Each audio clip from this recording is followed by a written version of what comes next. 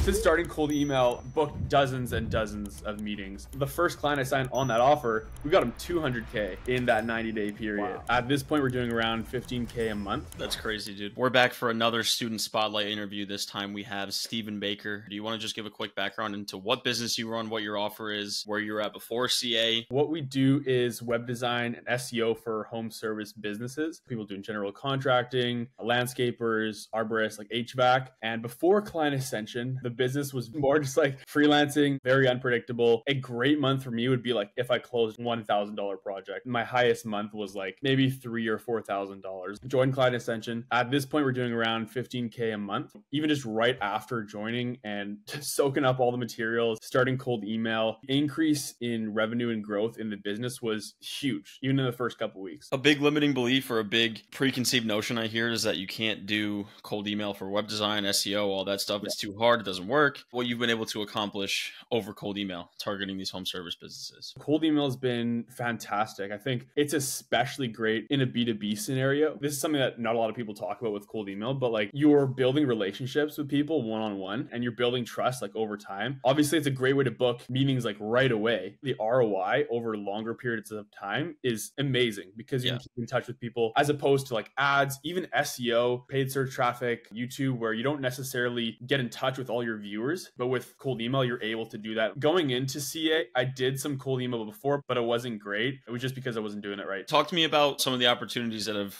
came into your pipeline from cold email. What are you using to get the people in the door from cold email? And what kind of opportunities has it brought so far? Since starting cold email, booked dozens and dozens of meetings, closed about 5 deals and current clients that I have from cold email right now. It's just a great system for continuously generating clients. It's one of our biggest channels right now. Solid, man. I want to talk about like sales from cold email too. How you're able to take a prospect from a complete stranger to a booked meeting to a closed deal and establishing that relationship with an entirely cold prospect. Using your scripts has been amazing. And that's like one of the biggest things that I would attribute to having a really good hook and also a good call to action. So like the Loom video that we pitched to the cold email clients has been really great. Offering value that people would typically pay for. When you get a cold email, it's not personalized whatsoever. No real good offer in there. So like having a great offer, just that itself, pitching people value with it really easy ask. Like, hey, do you want to see a quick video explaining some marketing tips that I had in mind for you? Right? It's either a yes or no thing. So you get a lot better responses from that. And it's been a great lead gen. Have you been using the local outreach at all? I know we went over that like way back. Has that worked at all? I did do the local outreach a little bit. Most people want to do a phone call or like a Zoom interview anyways. I have done like a few in-person meetings. Maybe it's just because of COVID. People just like hopping on Zoom calls. So I've just kind of switched to doing that again. But I will say I did use the cold email hook and like the Loom video, which you guys taught me to do, use that for cold calling. And it actually worked great. Like before I wasn't for my cold calling, I was just like, hey, I'm a local guy, do web design, blah, blah, blah. Like obviously very shitty. But when I did the Loom offer on the cold call, just being like, hey, I made a quick video for you. Do you mind if I send it over? I would guess that your view rate on the Looms is a lot better from cold calling. It also like opens up doors as well to continue the conversation because typically you're saying your offer and then pitching the Loom all in the same sentence or string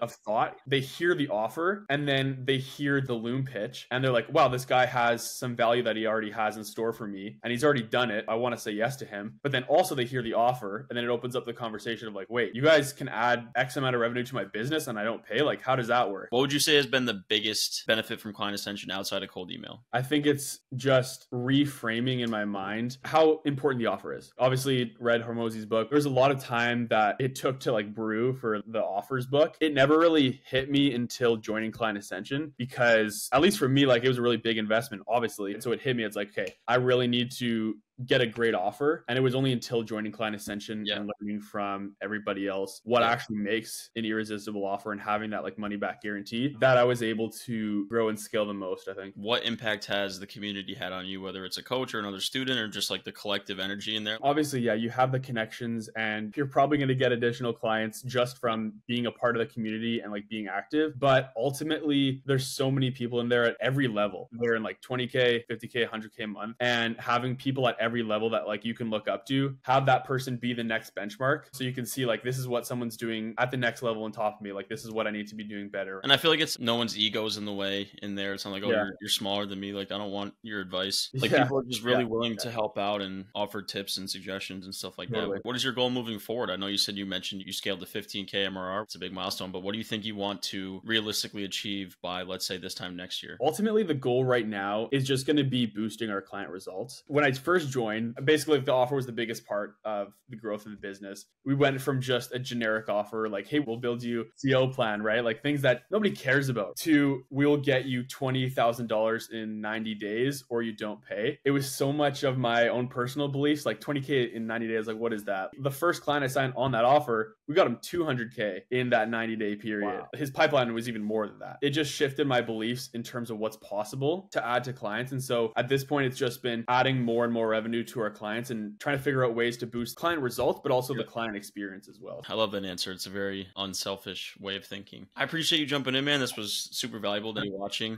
You know, web design, SEO works with these home service businesses. Let this be proof that cold email does work for your business. You just need the right strategy in place and obviously enough volume to actually see it through. Solid, bro. All right, dude. Well, I appreciate you. Thanks everyone for watching. Make sure to drop a thumbs up on the video and peace.